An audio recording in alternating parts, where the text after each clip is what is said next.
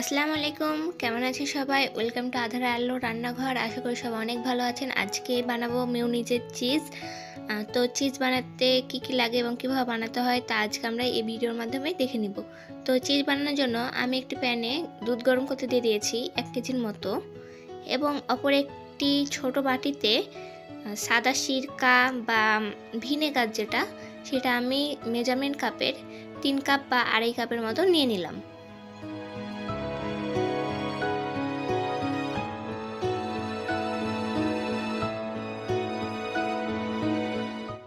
Cheese বানানোর জন্য এই ভিনেগারটা অবশ্যই দরকার, আপনারাও এই ভিনেগারটা দিয়েই চিজ বানিয়ে নেবেন।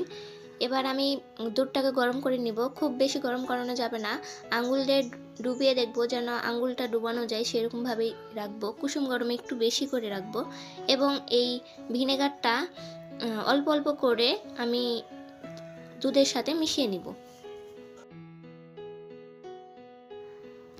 মিশানোর কিছুক্ষণ পর এবার নাড়াচাড়া করতেই থাকবো, এবং একটি সময় দেখা যাবে যে দুধটা থেকে চিজটা আলাদা হতে লেগেছে। নাড়াচাড়ার এক পর্যায়ে দেখা যাবে দুধটা লেমন কালারের মতো হয়ে গেছে, হালকা লেমন। তখন আপনি চিজটা উঠিয়ে নেবেন। আর আরেকটি বিষয় খেয়াল রাখতে হবে, এটা অবশ্যই কুসুম গরম দুধেই ভিনেগারটা দিতে হবে। ফুটন্ত গরম দুধে যদি আপনি ভিনেগারটা দিতে যান তবে এটা চিজ না হয়ে ছানা হয়ে যাবে। এই যে দেখুন, আমি এবার সব চিজগুলোকে উঠিয়ে নিব একটি বাটিতে।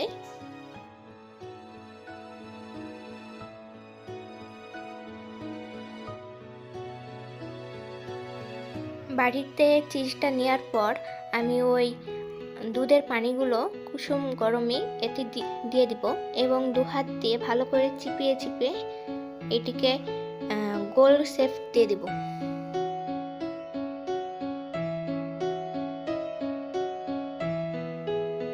অবশ্যই এই কাজটি একটু সময় করে করবেন যেন চিজটা ভালো হয়, এবং এক পর্যায়ে দেখা যাবে এটা একটু ছানার মতো হয়ে গেছে।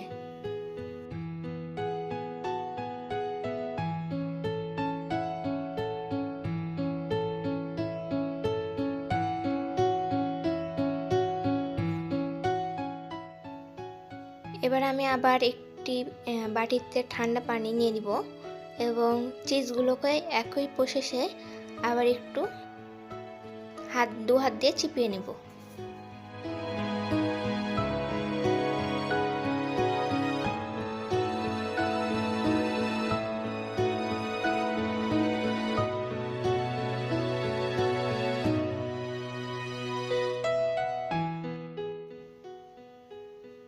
এবার আমি একটি পলিথিনে চিজটাকে ভালো করে রেখে পিছন সাইড পেঁচিয়ে নিব, দিয়ে এটি ফ্রিজে রেখে দিব প্রায় 1 ঘন্টা মতো।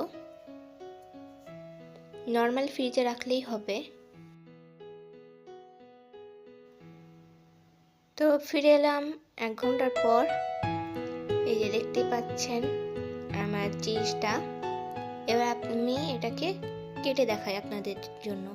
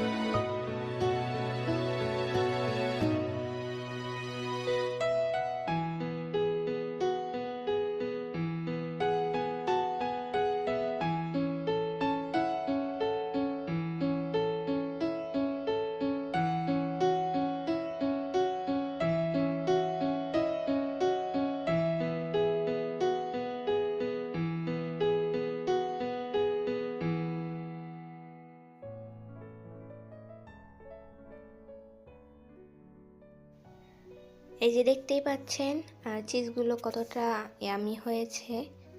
আপনারা এটা পিৎজা, বার্গার বা যে কোনো ধরনের ব্রেড, স্যান্ডউইচ এগুলো করাতে এই চিজটা ব্যবহার করতে পারবেন। তো আজকের ভিডিওটা কেমন হলো অবশ্যই কমেন্টে জানিয়ে দেবেন, এবং একটি লাইক এবং সাবস্ক্রাইব করবেন। আল্লাহ হাফেজ।